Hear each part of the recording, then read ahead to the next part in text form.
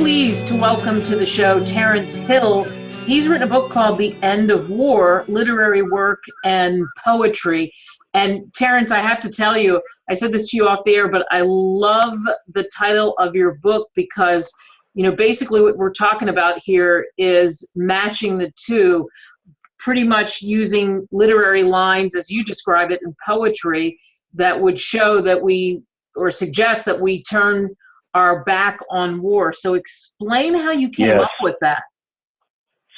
Well, I began 47 years ago when I was going to the University of Madrid, writing a film treatment and a novel with the idea of unmasking the romantic glory of war, like Hemingway had tried to do in A Farewell to Arms, and suggesting that we not do war anymore.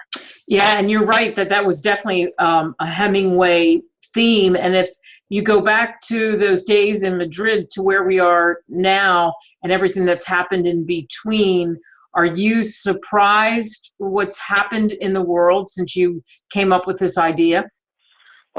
Yes, and you know, this particular work, I was listening to Professor Stephen Hawking 5 years ago on television when I was in Europe, at the University of Cambridge, Stephen Hawking, and he said, we must end war.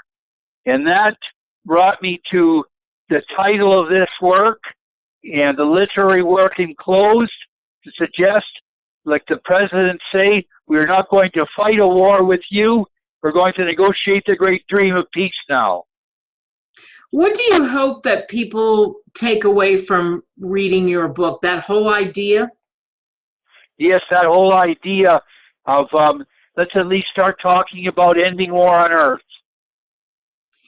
And as you and I both know, there's so many other, if we take it out of the poetry literary mold and we went into society and looked at what's going on in society, it's so tough to make that kind of breakthrough, and you see it in things that have been written.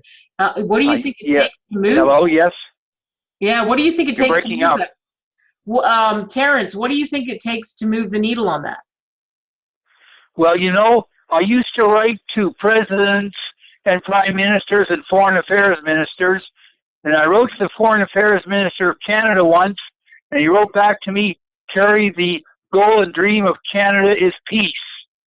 And, you know, I think this is the idea. Yeah, the idea is peace. And we should say that you went to 4 leading Canadian universities. Go ahead, tell us where you went. I wrote to the Foreign Affairs Minister of Canada. Yeah, the Foreign Affairs Minister of Canada. And I was just mentioning, too, that you went to 4... You're breaking up. Okay, so you went to 4 universities, too, as well in Canada. Tell us about that experience. Pardon me, tell what? Tell us about that experience. Oh, okay. I went to 4 leading Canadian universities, the prestigious University of Toronto, the Jesuit University St. Mary's in Halifax, the Laval University, the great French University in Quebec, and the University of Regina in Regina, Saskatchewan, where I grew up. So it was just a good education for me. What was the most surprising thing, maybe not surprising, but what was the best thing that you took away from all of that education? What I took away from all of that education, start with the premise that you don't know and open your mind to learn what I took away. Wow. And do you think that's part of the problem of what we see today? Well, I think the first thing our young people should be taught in college is that they don't know, you know, and to open their minds. Boy, I so agree. Who has motivated you the most of all the literary works out there, all the different poetry and whatnot that's been written about war? Who is most influential to you? Well, I think the poet John Donne, any man's death diminishes me because I'm involved with mankind, and for whom the bell tolls, Hemingway. Therefore, do not ask for whom the bell tolls, it tolls for thee. And those influenced me the most. When you sat down to pull this theme together and you had thought about it really since the 70s, that was your influence. How long did it take you to create this book? Well, the book was written, there are excerpts from my literary works and poetry over a lifetime. So it took a lifetime. Wow, and then, but making it flow and such, you did such a nice job of that, and weaving that all together would have been an interesting kind of puzzle. Was it like putting a puzzle together? The editors for the publisher did an outstanding job. Yeah. When you if you look at all your literary works, what are you most proud of? This is the work I'm most proud of. And you're most proud of it because it's been this overwhelming desire in your life, right? Yes, yes. And the excerpts and literary work and poetry in it, Letter to God, Letter to Roland, all the Value of Life 4, the story of Job. The story of Job is sort of my story over the last 8 years, where there were elements trying to take away everything meaningful in life from me to turn me into a revolutionary. And at the end of my story, God said, I'm still Terry's God. And so that went on in my life, and that's printed in the book, Terrence F. Hill's story, The Story of Job. We're speaking with Terrence Hill, and you can pick up his book at Amazon and wherever great books are sold. The book is called The End of War, Literary Work and Poetry. When you were creating these works, as you say, it's like I think of it like a puzzle, as I mentioned, and you said the publisher did a great job in putting it together.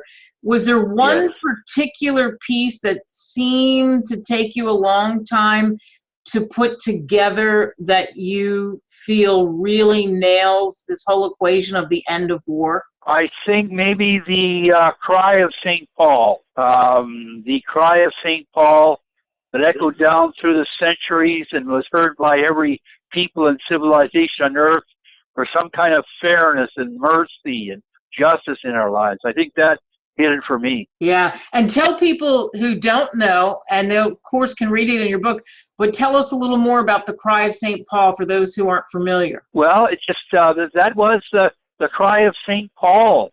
It was heard by every people on earth for some kind of fairness and mercy in our lives, and that was the cry. Yeah, that sums it up so accurately. Mercy, etc., in our lives. And do you think we live in a world where there's not a lot of mercy when it comes to war? Yes, I think that we needed Mother Teresa. The English cardinal said the countries of Northern Europe and Western Europe were becoming increasingly materialistic, and we needed a message of compassion. And Mother Teresa brought that message of compassion. Today we have that message of compassion coming from the Canadian Prime Minister Justin Trudeau and from Pope Francis at the Vatican, the message of compassion. In writing and taking the body of all of your work, Terrence, and then putting it together in a book, how has this process changed you? Well, it's humbled me that that God gave me the talent to write like I can write. I wrote about Churchill once, that he'd given the pen of history, and what a thing to be given the pen of history. And so it's humbled me. I like that, the pen of history, and I like the Churchill reference, and I want to remind everyone again, I'm speaking with Terrence Hill, and the book is called The End of War, Literary Work and Poetry. Do you think if people turned more toward literary works and poetry, we might have more calm in the world? Because I think there's sort of a lack of knowledge on that front, not like it used to be decades ago. Yes. The Bible describes darkness as a lack of knowledge. And the Bible also describes that the wisdom of poets cannot be purchased with gold or silver. So it is something that has been communicated to mankind throughout history. Most of the Bible is poetry, and the wisdom in this poetry is what we can still learn from today. Terrence, what have the people around you said to you, the people who are close to you, about your book? Oh, they think it's wonderful. They think it's wonderful. Bobby Silva, my friend, who had 2 restaurants in Greenwich Village in 1962 that Bob Dylan would come into, that Peter, Paul, and Mary would come into, that Joan Baez would come into. Bobby has 4 commendations from the United States Senate, 3 commendations from the United States Congress, and Bobby said, just beautiful, Terry. Your works the heart of Cherry Hill is just extraordinary. Bobby emailed me this morning that you are a national treasure, Cherry, and we've got to protect you. So thank you. Boy, that is high praise. No doubt about that. Bobby Silva, and thanks for sharing that story. And I want to tell everyone again to pick up the book. You can pick it up at Amazon, again, where books are sold. Terence Hill, The End of War, Literary Work and Poetry. Terence, thanks so much for sharing your story and your works. Okay. All right. Thank you very, very much. Thank you. God bless you. Thank you. You too. Bye-bye. Bye-bye.